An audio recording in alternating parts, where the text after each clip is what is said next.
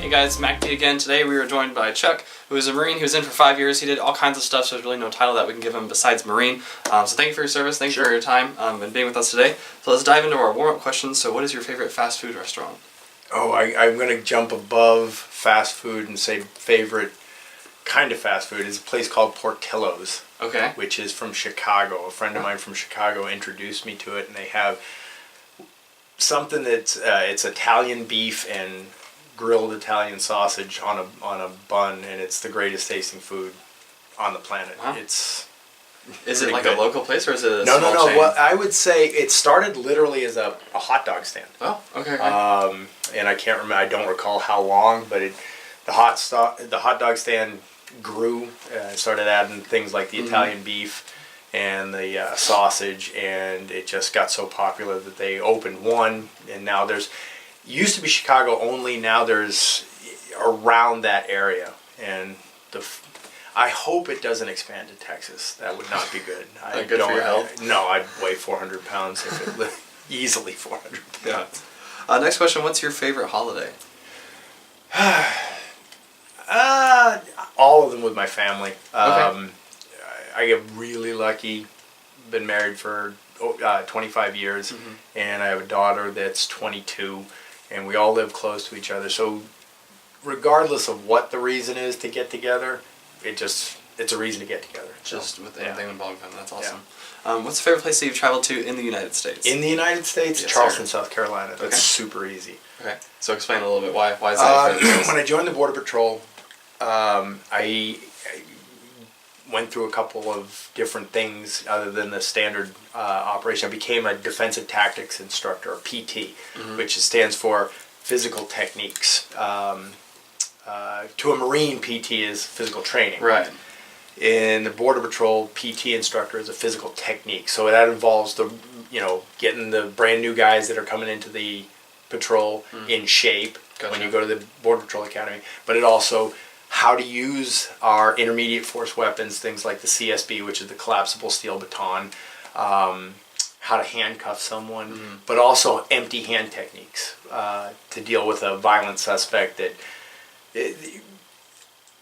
We have a bat utility belt full of weapons as a Border Patrol agent, as a cop. And the thing is that if I know that you're going to assault me. In other words, you and I are having a conversation. You start doing the things that tell me, exactly, what we call pre-assault indicators. Okay.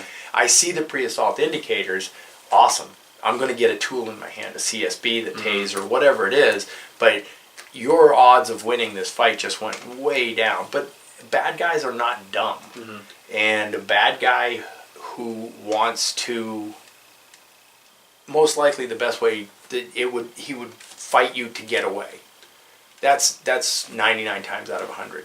1 out of 100 times they're going to assault you to hurt you. Right. But mainly they want to get away. And if they are going to assault you, they're smart enough to know that if they stand back and put up their dukes, I'm not going to put up my dukes. Right. I'm going to bring a weapon to the fight. Try to use something else, yeah. So that's what I did. It became a passion of mine. I really, really enjoyed doing it. I started picking up jiu-jitsu when I was in the Marine Corps. Shirt, yeah. Yeah, this is actually kind of our school. Okay, that awesome. the guys in the border, and the name is, I'll get into that later. Okay. It's a funny name, Team Hammerhead. But I've been involved in different, kickboxing, karate, just standard boxing since I was very young, like high schoolish. Yeah. One of the guys that Dave and I went to high school with is a guy named Guy Mesger, and he was a UFC champion. Oh, wow. That we literally grew up together. I mean, we were just a group of friends in high school.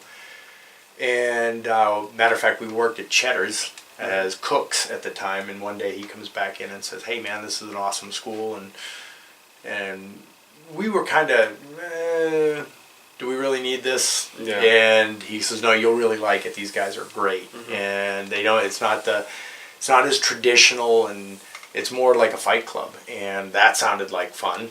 So I went there with Guy, and literally from the time I was a sophomore in high school, and he's a year younger than me, so a freshman in high school, we started doing that together. it evolved into basically different. Guy ended up wrestling in high school, which again helped his. He ended again like did mixed martial arts, but I stuck with the kickboxing. I played baseball in high school and college, and kind of got away from that. The fighting, he definitely stayed with it and became a world champion, which is awesome. Yeah.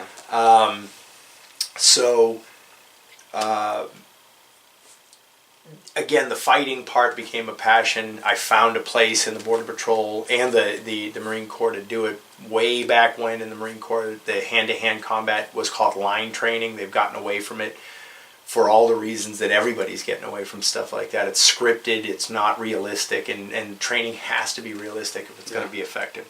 So that's how jiu-jitsu became a central focus of my life, was because we watched the very first UFC, I think it was 93, and literally we're watching this fight, and it was, we have to learn this stuff. You know, there was a lot of people that said, "Oh, that guy just got lucky. The little guy with the dark hair and the karate gi on just got lucky." But we noticed he's getting lucky over and over again. You can't get lucky over and over again. Right. That's not luck anymore. It was his fighting style. And the more I learned about jiu-jitsu, I was like, "Oh, he probably had no worry whatsoever of losing that fight. None. He had no chance, because people didn't know jiu-jitsu. If you don't know jiu-jitsu, you literally have no chance in mixed martial arts. You don't. MMA stands for mixed martial arts. The M is mixed, and one of those in the mix has to be jiu-jitsu.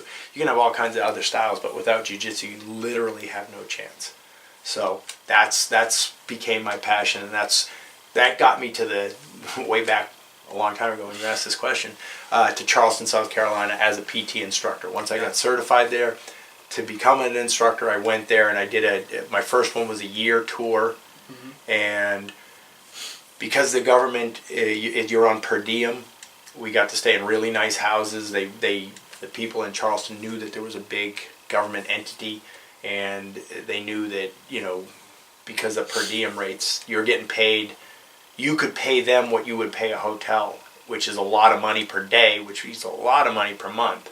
So we got really nice places on the beach, and we fell in love. Nice. We absolutely fell in love with Charleston, Isle of Palms, and that whole thing. It was beautiful. So too expensive to live anywhere near the beach there. So which is a bummer. What led you to joining the military? It's a funny story. I had two friends that were almost like brothers, Tim and Lance Dowd. Tim was my age, and he played football. I played football. He stayed playing football. I ended up stopped playing. I went and focused on baseball my last 2 years, my junior and senior year. Tim was a great football player, big part of Plano's, the Wildcats, some of their really, really successful seasons. And but we were really, really tight, really, really good friends. And he had a younger brother named Lance, and Lance was part of our group. Even you know how there's a lot more division in high school between one grade and another. Well, Lance and Guy Mesger, who were 1 year younger and definitely hung out with us more than the guys that they were in the same grade with. When I graduated high school, I got a baseball scholarship, and I went and played college baseball. Both Tim and Lance joined the Marines. Actually, Tim went to a junior college first to try and play a little football. That didn't work out. So but Lance went right out of high school. So I'm under the delusion that I can play professional baseball, and that was pointed out to me rather abruptly that you can't after after college. And I didn't know what I wanted to do. And Tim, the older brother, had been in the Marine Corps and had come back to do what they call a B billet, which is kind of a extra duty, supplemental type of work. As a recruiter, you can go be a drill instructor, you can go be a recruiter. So he came back, and they always send you to your hometown because interpersonal relationships. So he was there. I was there. I I knew the baseball thing was over. I didn't know, and we're out having a good time. And one time I just said, you know what, to heck with this, let's go tomorrow. Let's sign up. And I literally went in the next day to his office and signed up. So that was it. Okay, cool. Whenever you had to end up leaving, which it sounds like you wanted to, was there anything hard about leaving? Not really. I don't think there was. There was nothing. My family was going to be my family. My mom and dad, my brothers and sister, were going to be my family. They're going to stay there. They'll be here when I get back. I wasn't at that point dating anybody. I certainly. There wasn't a job I had to leave, so there was nothing. It was pretty easy. Yeah, just went and did it. Yep. What is the funniest memory that you have from boot camp? Wow, that's a tough one. Always gets guys smiling. This is kind of a crazy situation. Okay, bit of a long story, but as you already tell, I'm a bit long-winded when it comes to some of these. I wouldn't call it, it's a little funny. What happened was, toward the end, you end up going to what they call mess and maintenance week, right before graduation. Okay. It's getting really close to graduation. Yeah. And you either do mess or maintenance. Maintenance means you're out there at what they call Edson Range, where our firing ranges were. Okay. And you would either mow lawns, pick up trash, this whole 9 yards, or you would do mess. You would work in the mess hall. Yeah. And our platoon got mess. So it's one or the other. Yeah. They don't split them up. So we went there, and right before we went there, I was what they call the guide. You have 4 squads, and they have 4 squad leaders, and then you get chosen. I was doing really well. I was older when I went in because of the time I spent in college playing baseball, so that helps. That helps a lot. I can't stress enough, in any, whether it was the selection I went through for BORTAC in the Border Patrol, which is their special operations group, or boot camp, or even ANGLICO, being older, I don't think anyone who knows me would call me mature. But having a little bit more maturity when you go into situations like that is probably as important as your physical readiness. And I cannot stress. I have helped a lot of people go through these selection courses throughout the years, and I've seen the most physical animals I've ever seen in my life just fail out because they can't handle the stress. Yeah. So anyway, that's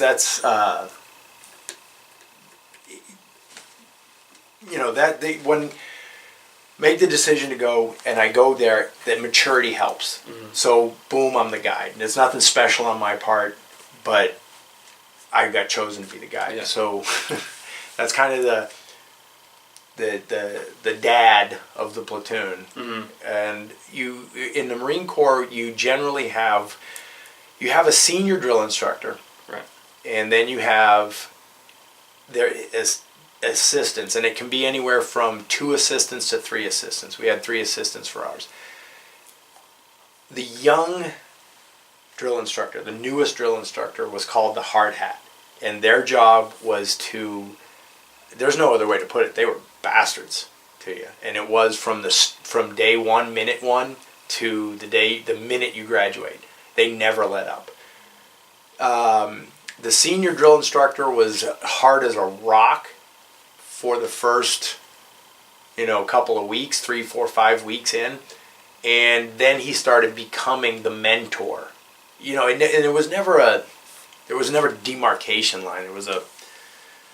He just eased off enough where you could start learning things. It's hard to learn in the stress of the first couple of weeks, but that's not what they're looking for. They're looking to break everybody down so that they can build them up the way they need to.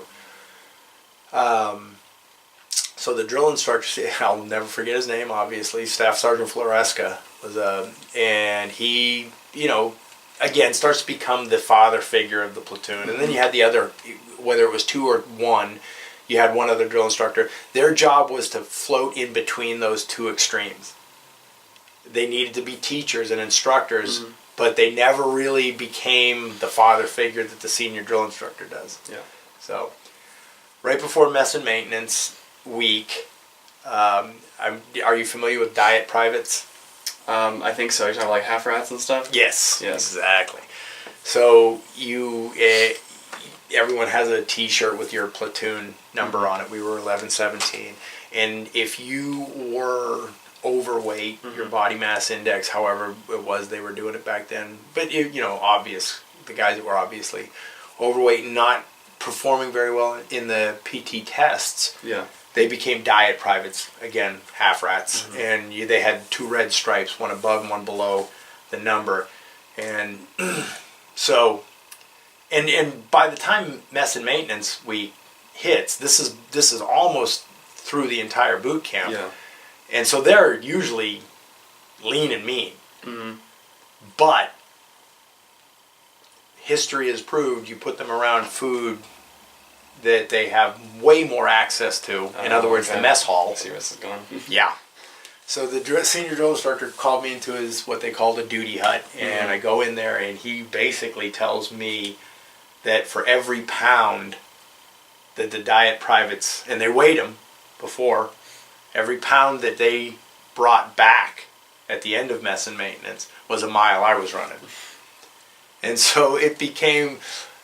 And we get up there and we start getting jobs. Everyone gets there, you do this, you do this. And again, because I'm the guide, I'm basically the supervisor. Right. So, good and bad about that. I wasn't scrubbing pots, but when this pot was scrubbed and it wasn't perfect, I'm the one that paid. Yeah.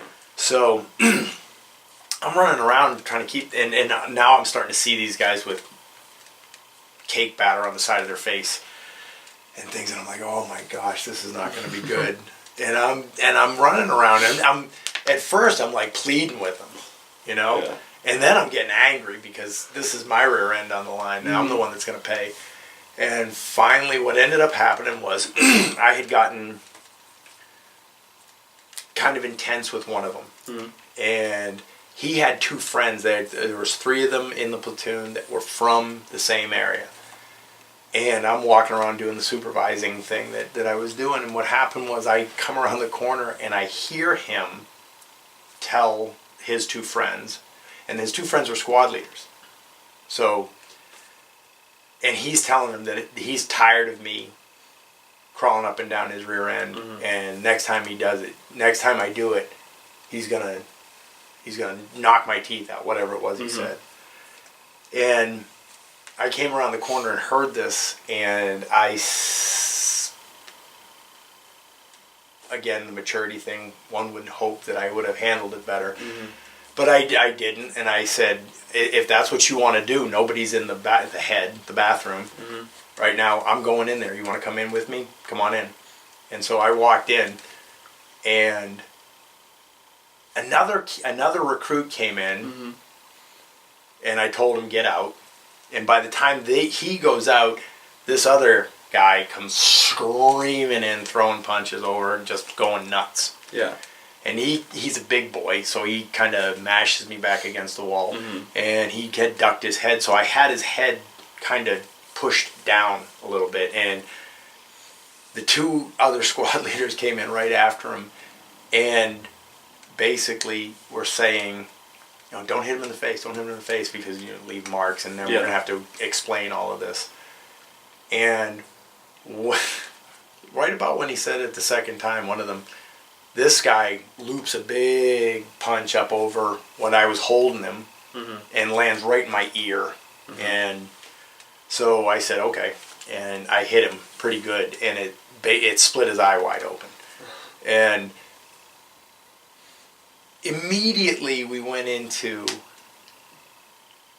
what are we going to say? Panic mode. Yeah.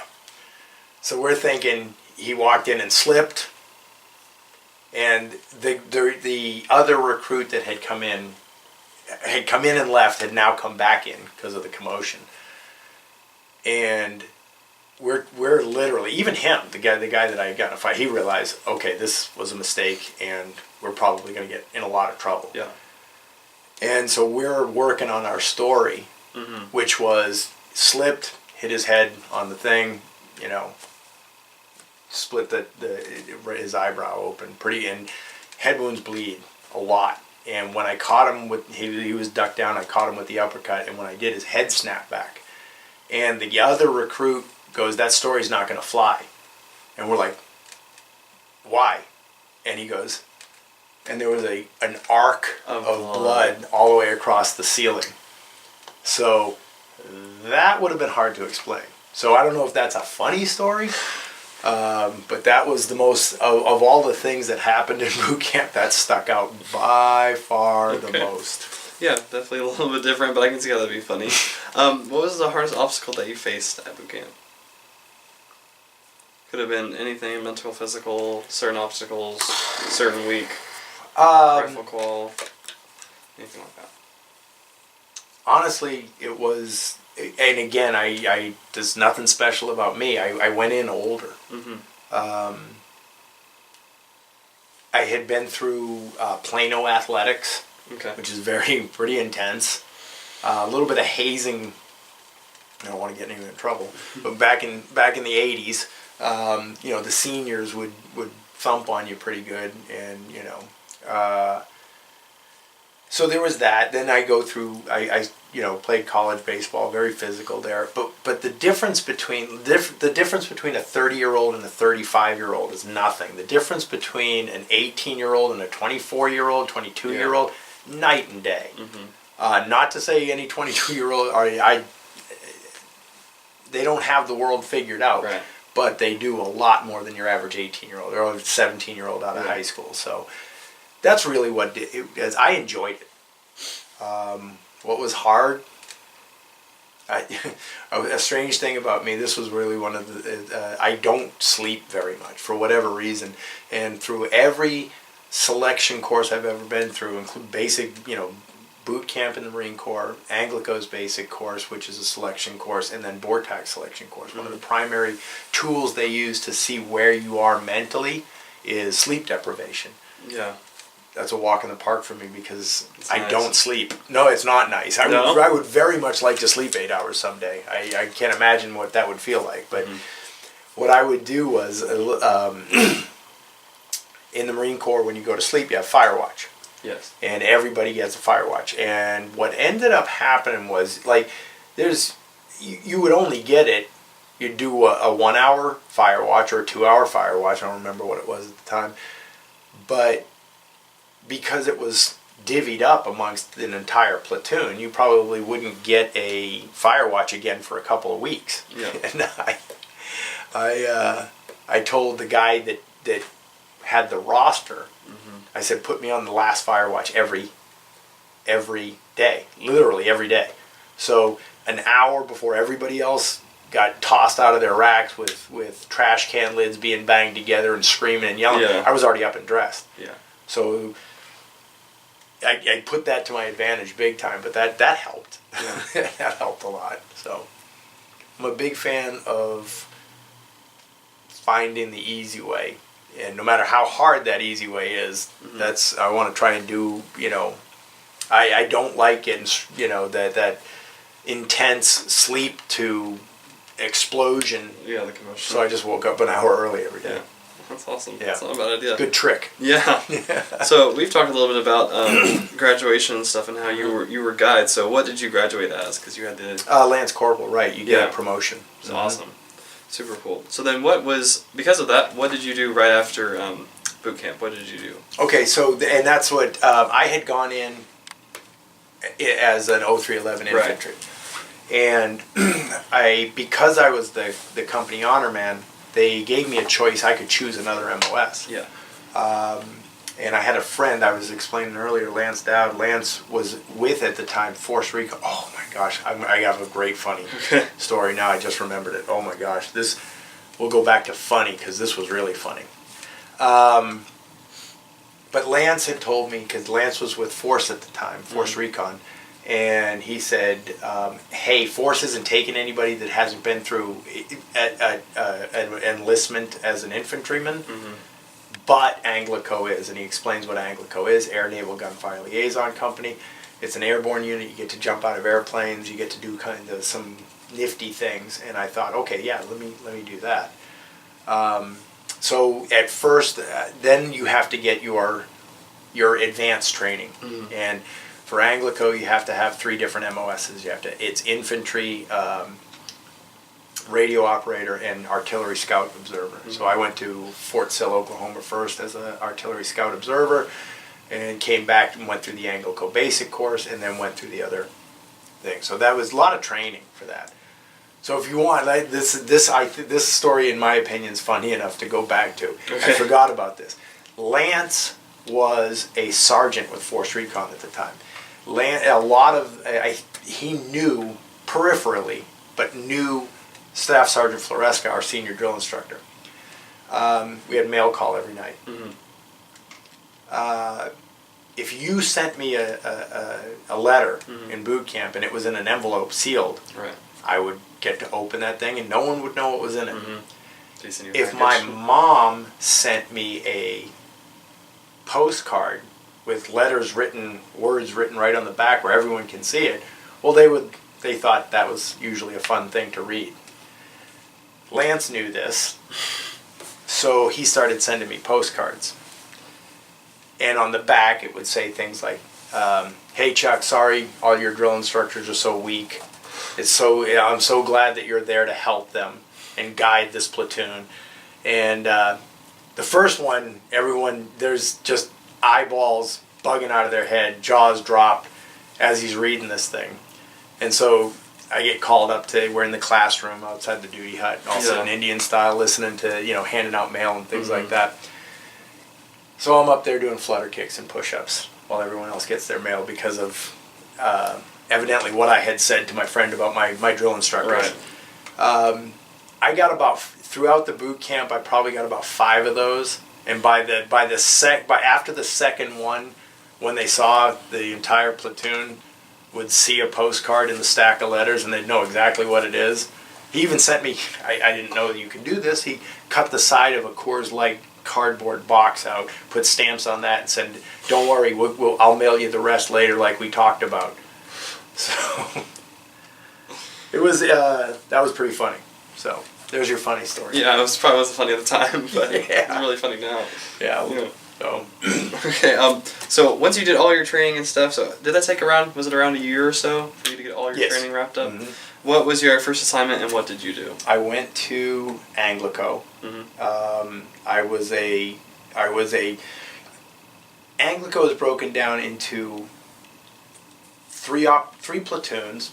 It's a company. ANGLICO stands for Air, Naval, Gunfire, Liaison Company. The CO stands for company, and they had platoons. You had 2 operational platoons and 1 headquarters platoon, which all the shops, the people that took care of the vehicles, people that took care of the radios, things like that, plus the headquarters. I went to, in the platoons you had, instead of squads and fire teams like an infantry unit, we had what they call a SALT, and S-A-L-T, and a FICT. And I was assigned to a FICT. A SALT stands for Supporting Arms Liaison Team. Each SALT, which a SALT usually gets from point A to point B in 2 high-back Hummers with big radios and lots of gear. Yeah. The FICT team is a foot mobile unit, and FICT stands for Firepower Control Team. And so what we did was basically go out and find targets. And we would use, whereas an artillery scout observer is really just talking to an artillery battalion, we would be talking to whoever we could get a hold of. Anywhere from naval gunfire destroyers if they were close enough to the coast, Marine Corps air, Navy air, liaison part, the L part of that, we would actually work with other countries' armies. Yeah. So if they had air support, if they had armor support, if they had secondary arms, supporting arms, we would be the ones that would coordinate that. So yeah, that's awesome. So I guess this question's kind of misleading because did you attend any additional schooling of any kind? But you obviously did beforehand, which because you had to have your 3 MOSs. So let's jump into our military life category. And what was your favorite place that you got to travel to because of Hawaii. Military? Okay. Oh yeah. Yeah. That's pretty easy. Hawaii is beautiful. Australia was nice too. When I was generally if you were on a Westpac, which was you'd get on a boat and do basically be the on-call, the on-duty, ready response team. I was on the USS Tarawa, which is an LHA, landing helicopter attack ship, which looks like a small carrier.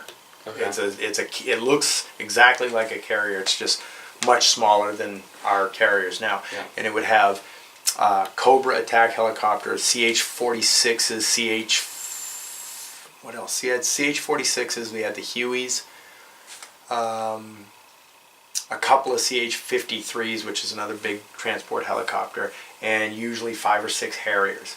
So it was a pocket assault force. Yeah. And we went, normally when you go over on the Westpac, you cruise around, because of the, we went basically to the Gulf, obviously, what was going on back in the early 90s, and, but we ended up stopping and refitting in Perth, Western Australia. So that was kind of cool. So nice. I would say those 2 places, Perth, Fremantle, Australia, Perth and Fremantle, and obviously Hawaii. Yeah. So that was fun. So out of those places, did you get a chance to interact with the natives and the culture there? Yeah. Yeah, so, a lot. In fact, that's especially because we would end up working with other countries' armies a lot. True. We kind of probably we got lucky and got a little bit more immersed in the culture. And so, yeah, the Australian people were incredible. And yeah, that was just a lot of fun. And obviously with no language barrier, that sure makes things easier. But yeah, and you know, we were in Singapore. We ended up pulling into Singapore a few months after, and I don't know if you're familiar with this, but a kid, 18, 20-year-old kid over there from America, who was a tourist over there, I guess he either graffitied or littered. I think he graffitied, and he got caned. That was the punishment, and that's what they meted out. And so, like most guys in the Marine Corps at the time, I'm chewing tobacco and whatever, and our gunnery sergeant pulls us aside and says, before you get off, he says, everyone here that chews tobacco, leave it on the ship. Because you remember that kid, and he explains the kid that got his rear end torn apart by the caning. He goes, you spit on the sidewalk there, you're getting the same thing. And if you think any of us are going to intervene to stop it, no, we're all going to be in front row with popcorn watching it. Yeah. So, but it was fun. It was beautiful. It was fun. The food, the culture, everything was. But yeah, it's all of Southwest Asia, I think, is just beautiful. Yeah. So I liked it a lot. Did you have any weird, bizarre foods? We went through a jungle survival course, and we ate all kinds of things. And I wouldn't say I have a phobia of bugs, because it's not a fear. They just gross me out. Yeah. And they're going through the things you can and can't eat. And they come to a rotted, a log that's on the ground, and you know the jungle instructor, they were Green Berets, as a matter of fact. You know, just walk up, find any old log on the ground, take a knife, chop into the soft, you know, because it's all rotten on the ground, peel back some of the bark, and there's all the termites. And there was big, white, grotesque, worm-looking things, and this is literally the only time I've ever admitted it to anyone outside my immediate family, but this is how I ate mine. I couldn't do it. So other things were kind of strange and weird, but I could not do that. Couldn't do it. Yeah. Okay. So. All right. Next question, which is one of my favorite questions, which is, was there an act of courage in someone else that you would want to share? There's a couple. Okay. Because I tell you, one of the most impressive things I've ever seen was in ANGLICO you have to have there's different swim qualifications, and you have to have what they call, I believe at the time, I don't know, a lot of things have changed, it was WSQ, which is water safety qualified, something like that. ANGLICO had to have what we nicknamed, and everybody nicknamed it, MCWIZs, which is Marine Corps Combat Water Safety Instructor, which is the highest level. Honestly, one of the hardest schools I've ever been to. It was 3 weeks of just beating us down in the pool. Yeah. And when the story I'm about to tell you, this is why. The reason you need to have that is because, again, Marines operate usually close to the water. Mm-hmm. And if we do water jumps, we do it, we never did one in combat, but we would train to do a water jump where you're literally in the bird over the beach, and they drop you in the water. You come down with your parachute, get out of the parachute, the whole 9 yards. But because that's a very standard thing once combat operations start, you practice a lot, and you have to have the combat water safety instructors. Mm-hmm. And so if we're doing a water jump, as we did several times, the first people out of the door, the first pass was always the safety swimmers. So we would we would exit. We're in the water, basically get rid of our stuff. We'd have chase boats down there, get rid of, they take the parachutes and stuff like this. Now we're basically swimming around, and when the next stick comes by, the bird makes a big racetrack pattern, comes back and drops the next stick. You're just kind of looking, and sure everything's going well. And staff sergeant, or he was sergeant at the time, Sergeant Gosney, Kurt Gosney. There was a guy that got tangled underwater, and there's no way to describe adequately what a person who is in fear of drowning, what he'll do, and how much worse it makes it. Almost everything he does. So getting anywhere near someone like that is horrifying, because they will try to climb on top of you to save their own life, and they don't do it consciously. There's no malice. There's no, to heck with my buddy, I'm saving myself. That's not what's going on. It's pure animal panic. And so the guy goes into the water, and you saw the chute come down right on top. Normally, again, with any type of movement of a breeze, any type of wind, you're going to hit the water, and the chute's going to keep on going the direction it was. This didn't happen, and it came down right on top of it, and that's one of the things you're looking for. So I watched Kurt with no hesitation whatsoever just go. I went too, but I if I have to be honest, I went to follow Kurt. But yeah, and we went under, and he went to the guy. As this guy's clawing for life, cut him out from under tangled up in the risers and things like that. Cut him out and got him out of there. Yeah. And if that didn't happen, had he not done that, that kid dies for sure, without a doubt. So that was one of the things that a very, very impressive guy. Kurt was absolutely my inspiration for everything I did in the Marine Corps and after the Marine Corps. He was what we call a 5050 Marine. I mean, he was an inspiration. So yeah. Awesome. Kind of go into a conclusion. Whenever you got out, how was adjusting to civilian life for you? Not good. Yeah. It was tough. It was really tough. I didn't know for sure what I was going to do. My last year in the Marine Corps, I met who turned out to be my wife. I knew enough about the Marine Corps and how often we would leave the country, or even if we were in the country, not be at Camp Pendleton, that it became super obvious that I could be a really good husband or a really good Marine. I couldn't do both. And love at first sight, I really fell head over heels for my wife. And I just decided, you know what, I didn't think I could do the things because I would have her in the back of my mind. When it was just me, you do what you do. You know, there's things that you expect would probably happen, and you're okay with that.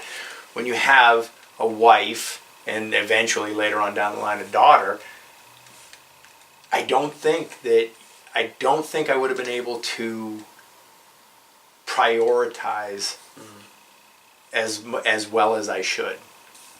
And I think that I don't know how anyone does it. You know, it's hard to do. It's hard to make it. If it's just me and there's a decision that I have to do something, there's a good chance I'm not coming back from. But it's my job. Then okay, that's what I signed up for. Right. when it's other people depending on you, when you have a wife that you love, Right. it's and she loves you, and, you know, she wants you to come back. It's a much harder thing. And that's what there's an old saying, and it's one of the funnier ones, but the truth is this: when you're dead, you don't hurt anymore. It's only painful for the people that you leave behind. And the funny part of that is it's the same when you're stupid. In other words, if you're stupid, it's only painful for the people around you. Right. But the truth of the matter was, I really couldn't get out of my head what it would do to her if she got the knock on the door. Yeah. So that was one of the reasons I decided to get out. After that, her uncle was a Border Patrol agent. And to me, on Camp Pendleton, Border Patrol agents were the guys that just did this by traffic. And I had no desire whatsoever to do that, to stand in the middle of I-5 as it goes north and south through Camp Pendleton and do this to cars. That's what we saw of the Border Patrol. Yeah. But her uncle told me about some of the other things that they did, and he mentioned a thing called BORTAC, which is their SWAT team, their version of a SWAT team. It's a national team. That sounded very interesting to me. So that was the thing that opened my eyes to maybe it's not just standing in the middle of the highway, which it wasn't. It turned out not to be. And I made a career of it because of that. But yeah, the transition was tough, and without her uncle's guidance, man, I don't know what I would have done. But it was a good fit to go to the Border Patrol. So that worked out very well. Meeting the wife, and the reason I got out, she's the reason I got out, and the reason I have a career. Yeah. So that worked out pretty well. Yeah, that's a jackpot for sure. Yeah. If you could go back and do it all over again, would you? Oh, absolutely. Yeah. Absolutely. And then what 3 words would you use to describe your military career? Fun. Exciting. Ooh, a third word. I'd say fulfilling. I mean, that's as good a word as I could. Again, like you just said, I wouldn't trade it for the world. The people that I met, the ideals that these people that I met showed me as possible. It's one thing to read about people that do these things, but when you surround yourself with people who do the things that you read about, that's inspirational to say the least. So. Yeah, that's awesome. Thank you for your time. Thank you Absolutely. for your service. God bless you. Thanks, sir. Thank you very much.